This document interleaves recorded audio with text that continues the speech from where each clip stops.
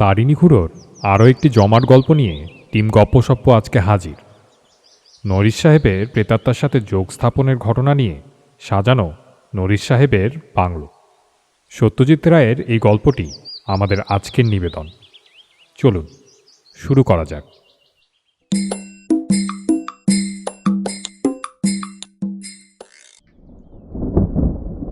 তারিণী খুড়োকে ঘিরে আমরা 5 জন বন্ধু বসেছি। বাদলা দিন, সন্ধে হব হব। খুড়োর চা খাওয়া হয়ে গেছে, এবার বিড়ি ধরিয়ে হয়তো গল্প শুরু করবেন। খুড়ো এলে সন্ধেতেই আসেন, আর এলেই একটি করে গল্প লাভ হয় আমাদের। সবই খুড়োর জীবনের ঘটনা, কিন্তু সে ঘটনা গল্পের চেয়েও মজাদার। একজন লোকের এত রকম অভিজ্ঞতা হতে পারে সেটা আমার ধারণা ছিল না। খুড়ো বললেন, আমি যে সবসময় চাকরির ধান্দায় দেশ বিদেশে ঘুরেছি তা কিন্তু নয়। মাঝে মাঝে রোজগারের উপর বিতৃষ্ণা এসে যায়, তখন ঘুরি কেবল ভ্রমণের নেশা। নতুন জায়গা দেখার শখ আমার ছোটবেলা থেকে। সে ভেবেই একবার গিয়ে পড়েছিলাম ছোট নাগপুর। ও অঞ্চলটা তখনও দেখা হয়নি, আর ওখানেই ঘটে এক আশ্চর্য ঘটনা। সেই গল্পই আজ তোদের বলবো। খুড়ো বিড়িতে একটা লম্বা টান দিয়ে তার গল্প শুরু করলেন।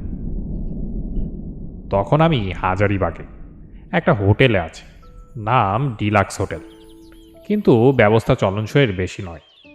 তাতে কিছু আসে যায় না, কারণ ব্যক্তিগত স্বাচ্ছন্দ্যটাকে আমি কখনো খুব উঁচুতে স্থান দিই না। নানান অবস্থার সঙ্গে নিজেকে মানিয়ে নেওয়াটাও আমার অভ্যেস।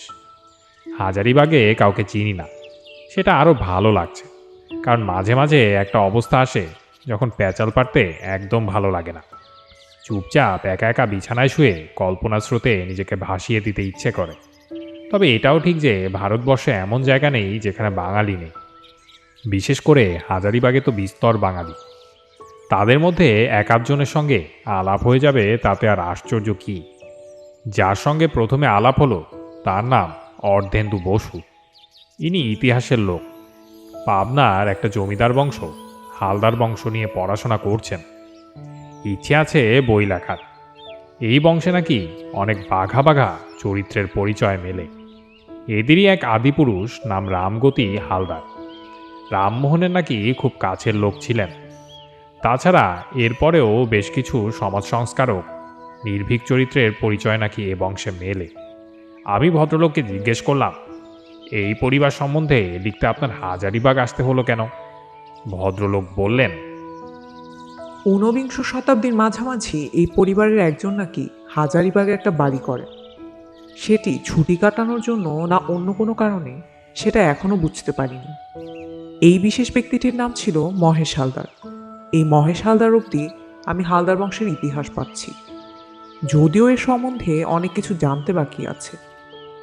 এরপরে সব যেন কেমন ব্ল্যাঙ্ক। আমি জিজ্ঞেস করলাম, এর হাজারিবাগের বাড়িটা আপনি দেখেছেন? অর্ধেন্দুবাবু বললেন, দেখেছি, কিন্তু সেখানেও এক রহস্য। এই বাড়িটাকে এখানকার সকলেই উল্লেখ করে নরিশ সাহেবের বাংলো বলে, অথচ মহেশ হালদার যে বিয়ে করেছিলেন সে খবর আমি পেয়েছি। কিন্তু মহেশ হালদারের পরে বংশটা যে কি হলো সে খবর আর পাইনি। সম্ভবত মহেশবাবু নরিশ সাহেবকে বাংলোটা বিক্রি করে দেন।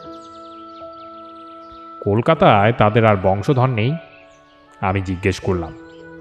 অর্ধেন্দুবাবু বললেন, মহেশ হালদার ছিলেন তার বাবা যোগেশ হালদারের একমাত্র সন্তান, তাই তার যদি আর ছেলেপিলে না থাকে তাহলে হয়তো হালদার বংশ মহেশেই শেষ হয়ে গেছে। প্রশাখা আর কোথাও আছে কিনা জানা নেই। আমি শুধু শাখাতেই ইন্টারেস্টেড। এ বংশ সম্বন্ধে খবর দিতে পারে এমন কোনো লোকের সন্ধান পাননি হাজারিবাগে? এখানে এক ভদ্রলোক আছেন, আজন্ম এখানেই বাস। তার বয়স 90, নাম কালীকিঙ্কর বাড়ুজ্জে। একবার ভাবছিলাম তার কাছে গিয়ে জিজ্ঞেস করব। তা চলুন না, আজই বিকেলে যাওয়া যাক। কালীকিঙ্কর বাবুকে সকলেই চেনে, তাই তার বাড়ি বার করতে অসুবিধা হলো না। গিয়ে শুনি ভদ্রলোক বৈকালিক ভ্রমণে বেরিয়েছেন। বুঝে দেখো কীরকম স্বাস্থ্য। 90 বছরেও বিকেলে হাঁটা চাই। আমরা একটু অপেক্ষা করতেই ভদ্রলোক এসে পড়লেন। আমরা নিজেদের পরিচয় দিলাম। ভদ্রলোক বললেন, আমার কাছে তো বড় একটা কেউ আসে না। আপনাদের কোনো প্রয়োজন আছে বুঝি? আপনি ঠিকই ধরেছেন। আমি পূর্ববঙ্গের এক জমিদার বংশ নিয়ে রিসার্চ করছি, হালদার বংশ। তাদের একজন ঊনবিংশ শতাব্দীর মাঝামাঝি হাজারিবাগে একটা একতলা বাংলো বাড়ি করেছিলেন। সেই বাড়িকে এখানকার লোকেরা নরিশ সাহেবের বাংলো বলে। ও, তাই বলুন। ওসব হালদার ফালদার জানি না। তারা এখানে এসে থাকতে পারেন।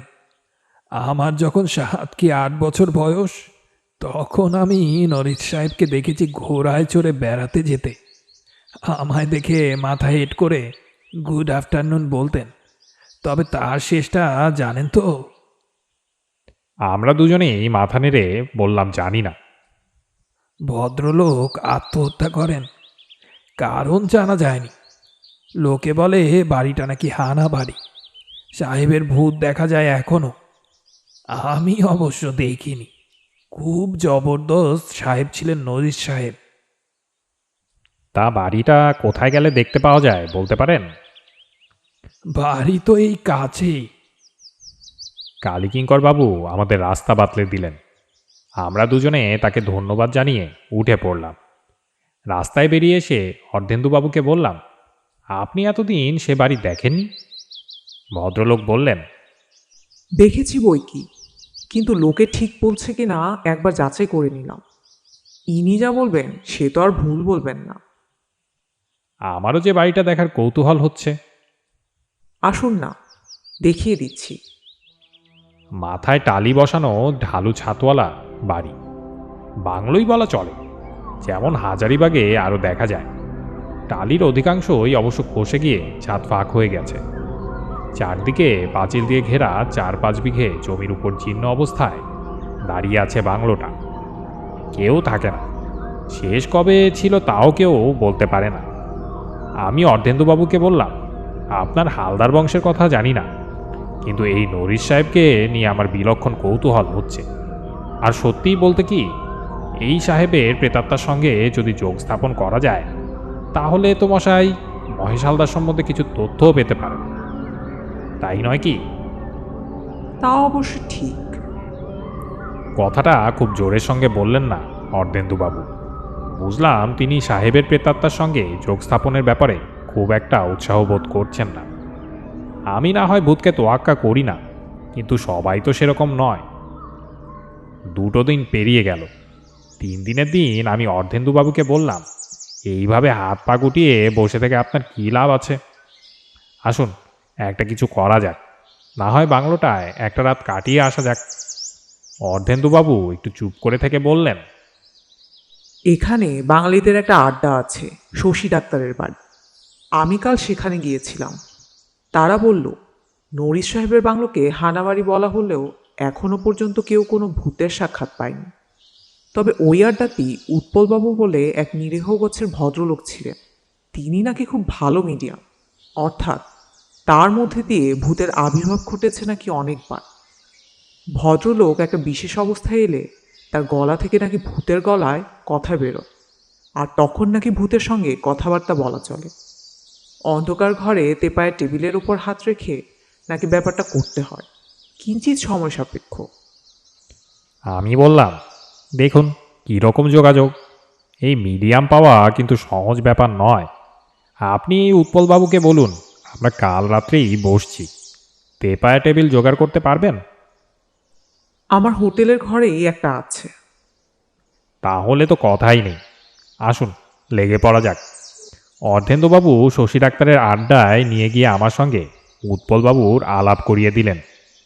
সকলের সামনে আর ভূতের প্রসঙ্গটা তুললাম না, কারণ প্ল্যান চেটে আমাদের 3 জনের বেশি কেউ থাকুক এটা আমি চাইছিলাম না। আড্ডার পরে বাইরে বেরিয়ে এসে উৎপলবাবুকে প্রস্তাবটা দেওয়া হলো। ভদ্রলোক এক কথায় রাজি। বললেন, নরিশ সাহেবের বাংলোয় প্ল্যানচেট করার ওর অনেক দিনের শখ, কিন্তু এতদিন কাউকে সঙ্গী পাননি বলে হয়ে ওঠেনি। তাহলে পরশু বুধবার বসা যাক। বললেন উৎপলবাবু। পরশু অমাবস্যা, সেই কারণে কাজটা সহজে হবার সম্ভাবনা। কি কি জিনিস লাগবে জিজ্ঞেস করাতে ভদ্রলোক বললেন 3টে চেয়ার, একটা তেপায়া টেবিল আর একটা মোমবাতি। মোমবাতিটা লাগবে কাজ শেষ হয়ে যাবার পর। আমি আর অর্ধেন্দুবাবু দিন থাকতে দুটো সাইকেল রিকশায় করে চেয়ার টেবিল পাঠিয়ে দিয়েছিলাম বাংলোতে। সেই ফাঁকে বাড়িটা একটু ঘুরে দেখে নিলাম। বহুকাল কেউ থাকে না, তাই ঘরগুলোর অবস্থা অত্যন্ত শোচনীয়। আমরা স্থানীয় লোক লাগিয়ে একটা ঘর বেছে নিয়ে সেটাকে ঝাড়পোছ করিয়ে একটু ভদ্রস্ত করে নিলাম। এটাই বোধ হয়েছিল বৈঠকখানা। বাড়িটা পাহারা দেবার জন্য একটা লোককে জোগাড় করা হয়েছিল। সে প্রথমে সাহেবের ভূত করে একটু আপত্তি তুলেছিল, তারপর হাতে একটা 10 টাকার নোট গুজে দিতেই চুপ মেরে গেল। রাত 10টার একটু আগে আমরা 3জন বাড়িটার সামনে জমায়েত হলাম। কথা হলো ভূত এলে প্রশ্ন করবেন অর্ধেন্দুবাবু, আর উত্তর তো উৎপলবাবুর মুখ দিয়ে সাহেবের ভাষাতেই বেরোবে। অবশ্যই সব যদি ঠিকমতো হয়। অর্ধেন্দুবাবু ইংরেজিটা মোটামুটি ভালোই বলেন, সেদিক দিয়ে সুবিধা আছে। উৎপলবাবুকে দেখলাম ওর সঙ্গে একটা কৌটো এনেছেন। জিজ্ঞেস করতে বললেন, ওতে কর্পূর আছে, প্ল্যানচেটের ব্যাপারে খুব সাহায্য করে। মোমবাতির আলোয় সব তোড়জোড় হলো। 3জনে তেপায়া টেবিলের 3 দিকে বসে টেবিলের উপর হাত উপুর করে রাখলাম। তারপর বাতি নিভিয়ে চোখ বন্ধ করে সাহেবের চিন্তায় মগ্ন হলাম। গাছপালা ঘেরা বাংলো, বাইরে বাতাস দিচ্ছে, তার ফলে মাঝে মাঝে পাতার শো শো শব্দ পাচ্ছি। কিছুক্ষণ পরে বোধ হয় বাতাস থেমে যাওয়ায় আর কোনো শব্দ পাওয়া গেল না। অমাবস্যার রাত, তার উপর আকাশে মেঘ, রাস্তায় আলোও নেই যে জানালা দিয়ে ঢুকবে, তাই ঘরের ভেতর দুর্ভেদ্য অন্ধকার। কতক্ষণ এইভাবে ছিলাম জানি না। হঠাৎ অনুভব করলাম টেবিলটা মৃদু মৃদু নড়ছে। সেটা একটু বেড়ে যাওয়ায় খটখট শব্দ হলো। আমি জানি এ ধরনের প্ল্যানচেটে সেটা ভূত নামার লক্ষণ। আমরা টেবিলের উপর থেকে হাত সরাচ্ছি না, কিন্তু বেশ বুঝতে পারছি হাত আর অনড় নেই, টেবিলের সঙ্গে উঠছে এবং নামছে। শব্দটা উৎপলবাবুর গলা থেকে বেরোলো। আগে থেকে এই অর্ধেন্দুবাবুকে বলা ছিল। উনি কাপা গলায় প্রশ্ন করলেন, ইজ এনিওয়ান হেয়ার? উৎপলবাবুর মুখ থেকে সম্পূর্ণ সাহেবী গলায় উত্তর এলো, ইয়েস। বাকি কথাও ইংরেজিতেই হলো, এবং নরিশ সাহেবের ইংরেজি যাকে বলে বেশ চোস্ত ইংরেজি। আমি কথোপকথনটা মোটামুটি বাংলাতেই বলছি। অর্ধেন্দুবাবু বললেন, এই বাংলো কি তোমার বাসস্থান ছিল? ইয়েস। তুমি কি করতে হাজারিবাগে? আমার অভ্রের খনি ছিল। শহরে কি আরো সাহেব ছিল? ইয়েস। অভ্রের খনির মালিকদের একটা ক্লাব ছিল, ভিক্টোরিয়া ক্লাব। আমি সেই ক্লাবের সভ্য ছিলাম। এই বাড়িতে তোমার আগে হালদার বলে একজন ছিলেন? হ্যাঁ, ছিলেন। তিনি কি এই বাড়ি তোমাকে দিয়ে যান? হ্যাঁ। তারপর তিনি কোথায় যান? কলকাতায়। সেখানেই মৃত্যু হয়। তুমি কি আত্মহত্যা করেছিলে? হ্যাঁ। কিভাবে? রিভলভার দিয়ে মাথায় গুলি মেরে। কেন? আমার আর বাঁচার ইচ্ছা ছিল না। বুঝেছি, কিন্তু এমন মনের ভাব হলো কেন?